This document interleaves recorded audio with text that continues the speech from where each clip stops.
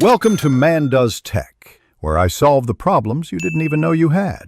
You start right now by confirming Santander access and a verified phone or email. These are required for quick verification. Open the Threads app or its web sign-up and choose Create Account, then enter the Santander-associated email or phone so messages arrive reliably. Once done, watch for a 6-digit SMS or email code from Santander or Threads. Use it immediately because codes expire. Make sure notifications and SMS are enabled so you won't miss the verification step. Once you enter the initial code, Threads may request additional identity confirmation. This is why your Santander account and verified contact matter. Provide secondary verification like an extra email or two-factor prompt if asked, because platforms use layered checks to prevent fraud. Next, fill profile details. Display name, handle, and a clear photo.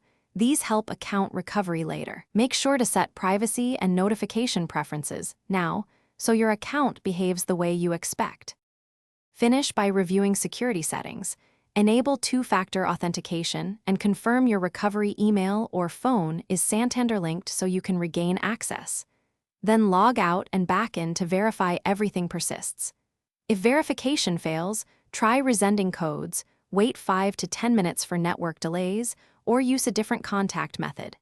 If you still get blocked, contact Threads support for app-side issues or Santander customer service to ensure SMS and transactional messages aren't being filtered or blocked. Thanks for watching. If you found this helpful, don't forget to like and subscribe.